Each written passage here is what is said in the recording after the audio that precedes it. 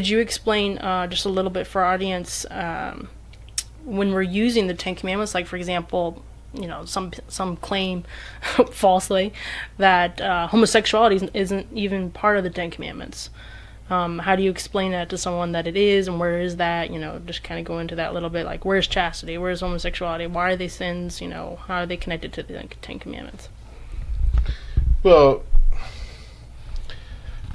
homosexuality specifically is covered under the general sixth commandment of you should not commit adultery. There are any sin that has to do with the sexuality is either covered under the sixth or the ninth, which covers the desire for someone else's spouse, be they male or female. All the sins of the flesh are covered in that commandment of adultery, because they all deal with sexuality. Our society, since the sexual revolution, has embraced a principle that says that every man, woman, and unfortunately even at this point, children, have a right to sexual expression. Well, that's never been part of the Catholic teaching. The only people who have a right to sexual expression are married people. The single person is called to be celibate. They have no right to sexual expression. The religious people who enter religious life, as it's designed today, have no right to sexual expression. They're called to be celibate. A priest has no right to sexual expression. He's entered the priesthood, and within that life, that state of life, he's called to be celibate.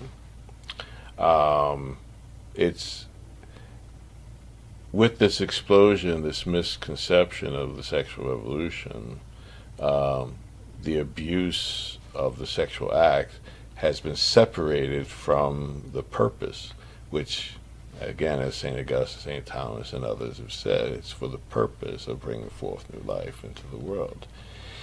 Well, God has designed marriage has been given to us by God, not society, and He's designed it that children are to come forth in that state of life and in that environment, whereby which they can benefit from having a mother and a father. It's unfortunate, but the reality is that our society's run amok since the sexual revolution, and homosexuality being one of these expressions of sex, which is immoral. I mean, the scriptures have told us that. The abuse of chastity, the abuse of the sexual act, is one of those that in Scripture has been punished, and taught us that it's been punished not only in this life, but also in the next life. We have the examples of Noah. God wiped out the whole earth because of his perversion, and he saved 8 people in an ark and animals. Everyone else was wiped off the face of the earth.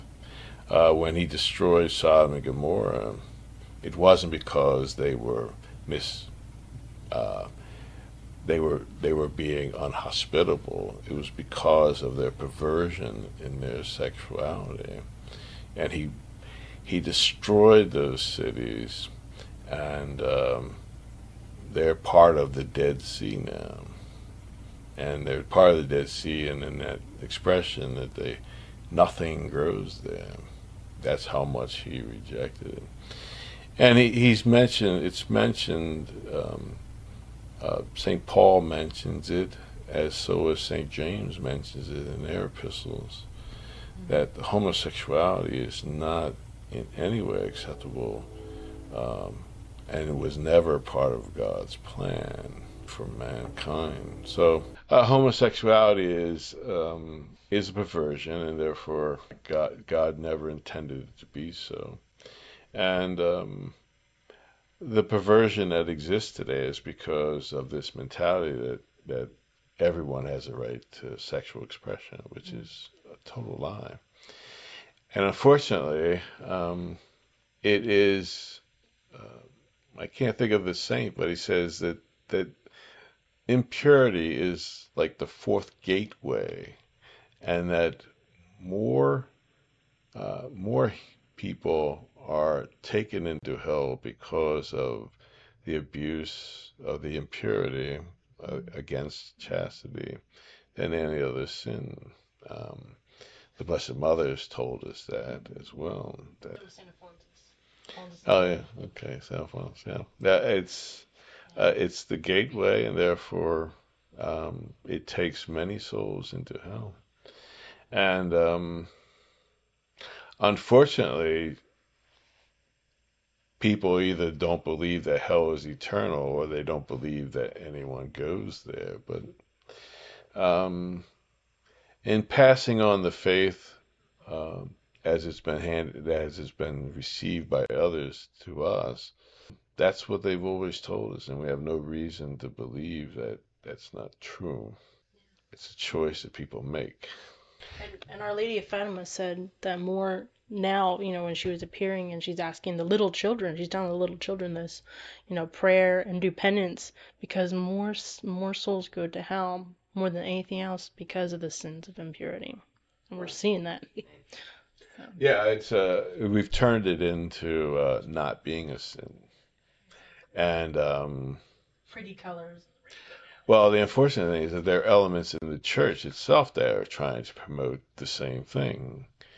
They're actually trying to deny the truth of all time, the dogmas and doctrines of the church that have guided man throughout the world since Christ came to it. And it's unfortunate because many are being taken down the path of lies, which ultimately will lead to their eternal damnation. It's simple as that. St. Gregory the Great says that chastity and charity are both needed to save our soul. If a person is charitable but not chaste, his charity does nothing to help him save his soul. And in like fashion, if he is chaste but not charitable, his chastity does nothing to help him save his soul. He needs both. And the emphasis that's been out there for quite a while now is that, oh, it's just important to be charitable. Continue to, the social justice guy, Love everybody. do the charity, do everything that you can, but you don't have to, or the de-emphasis of being chaste. And that's essential as well, for the reason I've stated before about nothing impure enters heaven. But again, St. Gregory the Great says,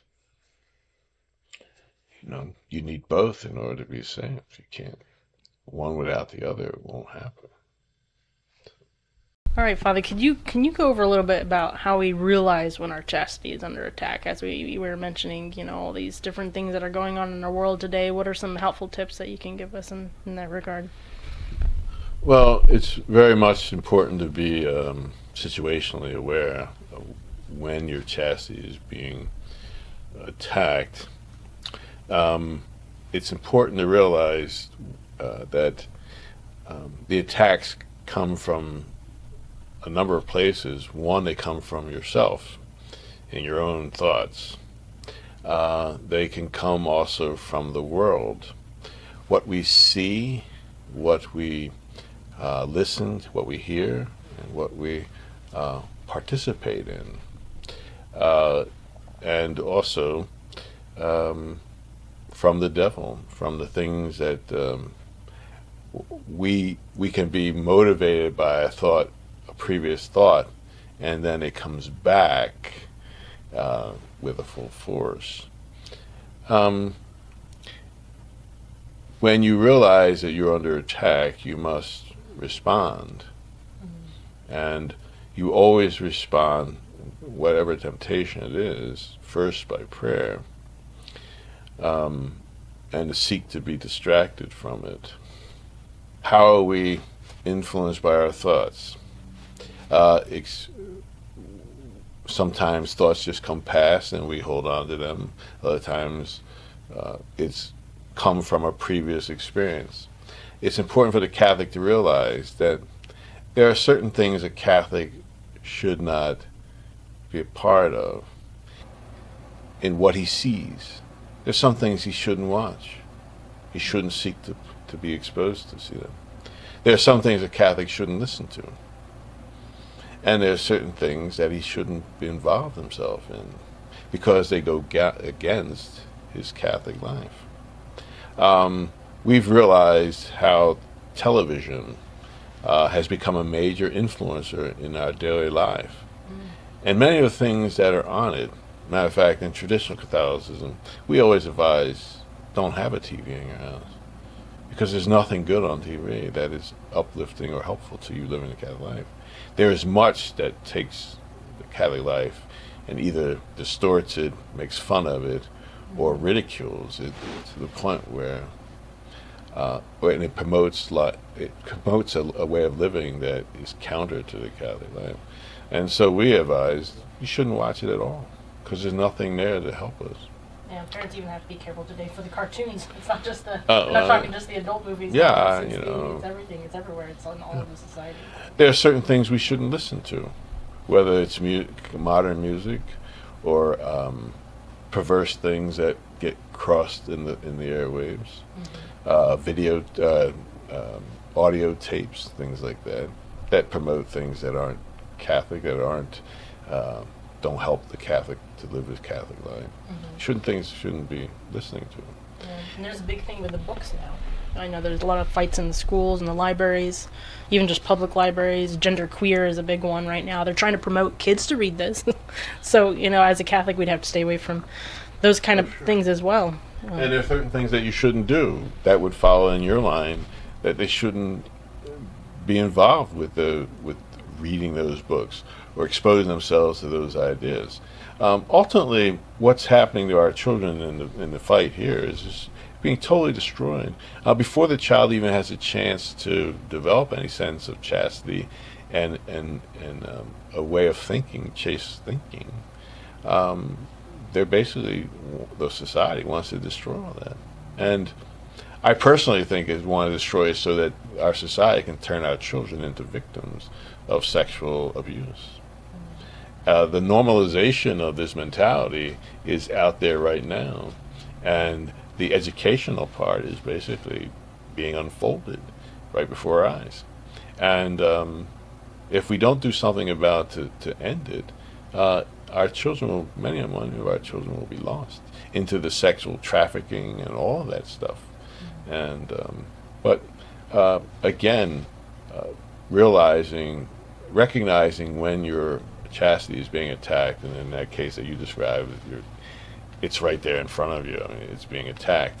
And if children can't be aware of it, then their parents have to educate them to help them realize that they're under attack.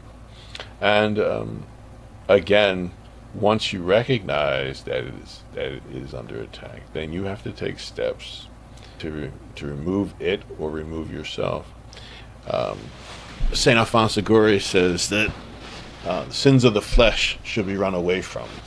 All the sins you can stand and fight them, but sins of the flesh, by and large, you should run away from them, because over time, if you don't run away from them, they will overtake you. And it's helping our children in particular develop their own way of thinking and their own spiritual life to help them do what they can best to recognize and then follow through with the rejection of the attack. Sorry to interrupt, but it kind of reminds me of like this 3 R's thing: this recognize, resist, and run. So that's good. That's good. Yeah, that's important. And the running part is the last part. If you can extract yourself, remove yourself from the occasion of sin, do it, because that's an important part of the battle plan. Every temptation is a fight for your soul. And if you learn to fight for your soul, to love your soul as much as you love everything, your person, then you should then do those things that will best protect it, preserve it for its purpose. Take your body and soul into heaven. So thank you all so much for joining us on part 2 on Massconversions series on the virtue of chastity with Father Samuel Waters. Join us next week for part 3, and you're going to love it.